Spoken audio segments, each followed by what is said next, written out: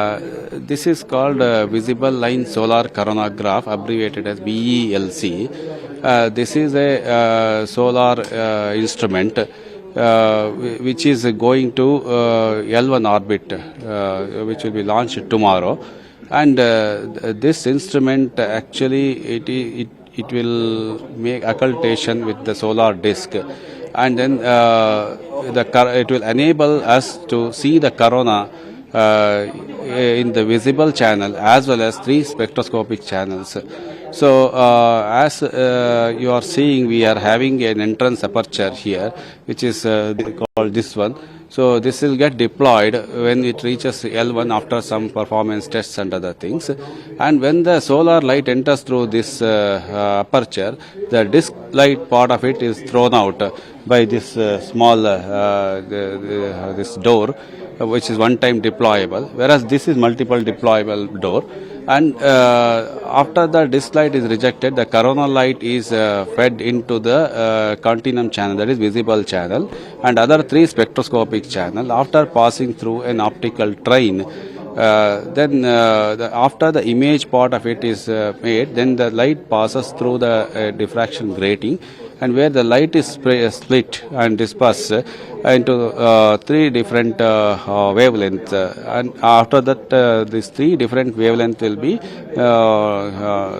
analyzed by three detectors. So for the spectral lines and other spectroscopies and other things. So this is the total instrument part of it. The main purpose of this thing, it will give you an eclipsed sun always, which you can't get naturally.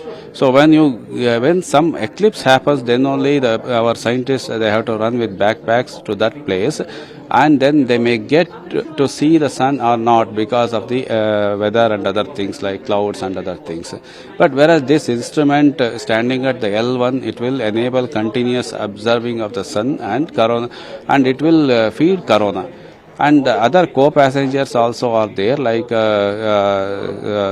SUVIT, that is the Solar Disk Imaging Telescope, and whereas that is a complement to this instrument, like that will observe only this one disk light, whereas this will observe only the coronal light. So in one mission you are getting both disk light as well coronal light. And many other instruments like a plasma particle analyzer, and like we call it as PAPA, and the SOLEX and magnetometer, and all these things are available on the same platform.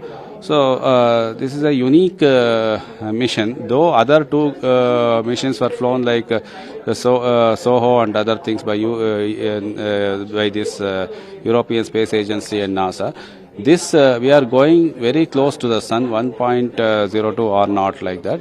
That's how this mission is very unique. So at the same time, very high risk is there. Like since we are going very close to the risk, very close to the sun, so disk light leaking into the system is a big disaster. So that is taken care at in the design level with tight tolerance and dimension stabilities, so that the disk light will not reach, and we have tested that in many platforms. So and after integration of all these things, it has gone through a thorough test to survive in the space environment and launch loads. And this whole test, survivalence test, everything is done in ISRO facilities, like vibration, acoustics, and thermal, and all these things. And after all the tests, again the performance of the instrument was tested, and it was ensured that it is giving a same performance which was prevailing before the tests.